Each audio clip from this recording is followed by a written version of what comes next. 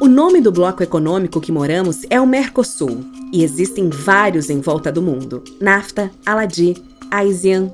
Porém, de todos esses, sem dúvidas, o mais organizado, unido e invejável é a União Europeia, que junta fez todo um continente prosperar, sendo extremamente bem projetado. E sabe por que consideram a Europa tão bem projetada?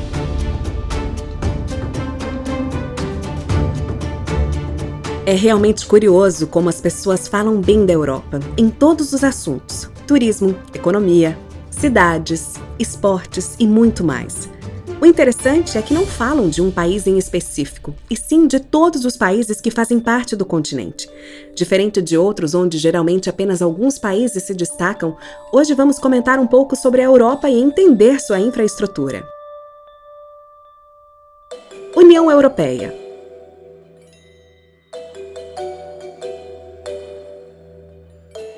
A União Europeia foi criada em 1992. A ideia desse grupo é manter uma cooperação econômica e política entre países europeus. Muitos acreditam que essa organização é desunida por conta de algumas rivalidades como Portugal e Espanha, França e Inglaterra, Alemanha, Áustria e Polônia. Entretanto, temos muitos indícios de que isso não é verdade. Existe uma integração econômica entre eles, um conjunto para se ajudarem.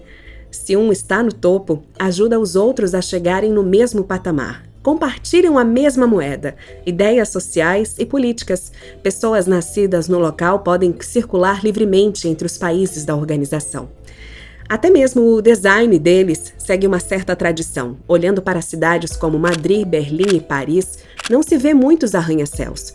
Isso acontece como uma preservação do charme europeu, e é ainda mais improvável ver arranha-céus muito perto dos monumentos históricos, como a Torre Eiffel, castelos e catedrais. É impressionante manter tudo isso tendo mais de 28 países membros. Detalhe que o Reino Unido saiu da organização em 31 de janeiro de 2020. Ainda assim, a qualidade não caiu, mesmo sem a presença de alguém tão importante. Sistema Ferroviário Europeu.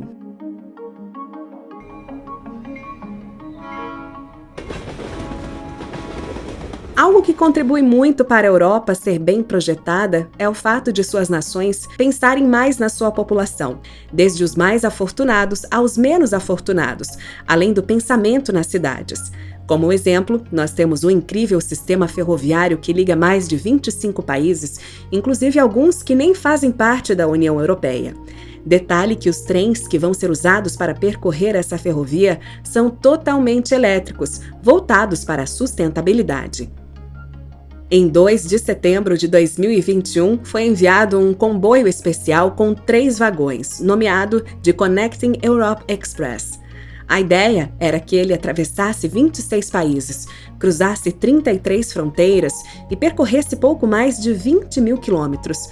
Tudo isso em 36 dias, partindo de Lisboa a Paris. E o veículo realmente conseguiu fazer isso. Esse feito foi muito comemorado, pois é um passo na direção certa da sustentabilidade, velocidade e economia. Uma passagem de trem de Paris, na França, a Amsterdã, capital da Holanda, custa por volta de 25 a 30 euros e leva em torno de 3 horas e 20 minutos para ser feita. Sendo assim, alguém pode tranquilamente morar na Holanda e trabalhar na Alemanha, Bélgica, Inglaterra ou qualquer outro país da Europa ligado nessa ferrovia. O Google Maps mostra que uma viagem aos mesmos destinos de carro demora 5 horas e 25 minutos para ser feita. Isso com uma pista sem problemas e sem trânsito. Um detalhe importante a ressaltar é o Acordo de Schengen, que permite às pessoas transitarem pelos países da Organização do Continente Europeu sem visto e nem passaporte por 180 dias. Sendo assim, uma pessoa pode pelo menos começar o seu período de experiência em um emprego enquanto consegue o visto. E ainda tem mais sobre o sistema ferroviário. Tudo indica que ele vai passar por mudanças e melhorias. Após o feito do Connecting Europe Express, Andreas Mata, presidente da Comunidade de Empresas Ferroviárias e de Infraestrutura Europeias e CEO da Austrian Federal Railways, falou que o efeito do Connecting foi incrível por também ter destacado desafios ferroviários. E que o objetivo agora é tornar as viagens tão fáceis quanto dirigir um caminhão na estrada. Para isso ser alcançado, o transporte ferroviário vai precisar de mais capacidades e novos investimentos em infraestrutura. Quem prestou atenção na fala do presidente e CEO percebeu que, evidentemente, um dos planos é usar o sistema ferroviário para transportar materiais e matéria-prima também. Logo, a produção aumenta e a Europa evolui nos setores secundários e terciários, até mesmo no setor primário da economia. E nas cidades europeias também temos os transportes públicos para os próprios municípios, como os bondinhos, ônibus e metrôs. Fazendo um comparativo, São Paulo é a cidade mais populosa do Brasil e do continente americano por completo. Ela possui a maior linha de metrô brasileira, são 89 estações. Já Londres, capital da Inglaterra, possui um total de 270 estações. Contabilizando todas as estações de trens metropolitanos e metrô, São Paulo tem 178 estações e Londres 427. Uma diferença simplesmente colossal. Em 2013, a BBC publicou uma matéria afirmando que no ritmo das construções de metrô em São Paulo, levaria 172 anos para termos uma ferrovia tão densa quanto a dos ingleses. Nos Estados Unidos, o sistema ferroviário também é grande, contudo, ele é mais concentrado em algumas áreas, mais especificamente no leste e oeste. Os outros estados não têm tantas linhas. Estacionamentos e ciclovias. Tudo isso falado torna a ideia de usar o transporte público mais interessante para as pessoas do que o privado. Inclusive, os governos dos países influenciam para que as pessoas não comprem carros. Um grande exemplo disso é haver locais onde o transporte público é gratuito. Outro fato são as vagas de estacionamento. Os Estados Unidos têm cerca de 2 bilhões de vagas de estacionamento para 250 milhões de carros. Isso dá 8 vagas para cada veículo. Muitas vezes, a área que os carros habitam é maior que das pessoas. Já a Europa tem 250 milhões de vagas para 300 milhões de automóveis, enquanto no Brasil, estima-se que temos 3 milhões de vagas de estacionamento. Além disso, ainda há discussões abertas em Oslo, Madrid e Berlim para restringir ou até excluir veículos privados. A ideia é que só as pessoas que precisam muito dos carros usem eles. E claro, não podemos deixar de falar das ciclovias. Muitos subestimam as bicicletas, pensando que só servem para diversão com a família em parques no fim de semana. Mas a verdade é que elas são úteis e a Europa sabe disso. Tanto que em 2014 o continente já esquematizava projetos para ter um total de 70 mil quilômetros de ciclovia, ligando um total de 43 países.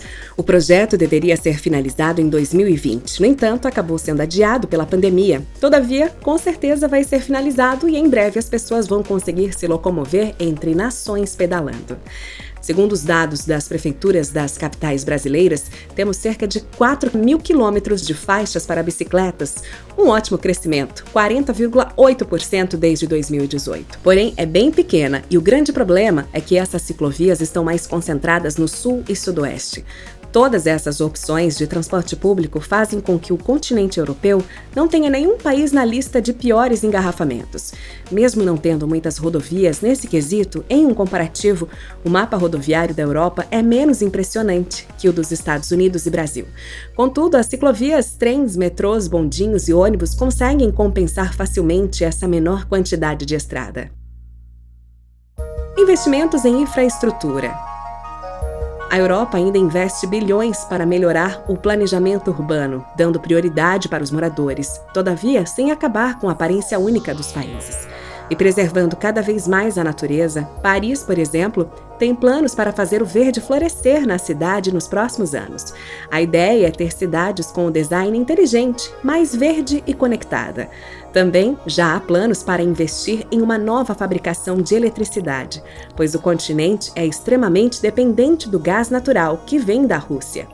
Agora que o país euroasiático invadiu a Ucrânia, a meta é encerrar o mais rápido possível as relações com ele. Segundo a presidente da Comissão Europeia, Ursula von der Leyen, a Europa vai mobilizar por volta de 300 bilhões de euros até 2030 para mudar as fontes de energia. Cerca de 10 bilhões seriam para uma infraestrutura de gás, 2 bilhões para petróleo e o restante para energia limpa.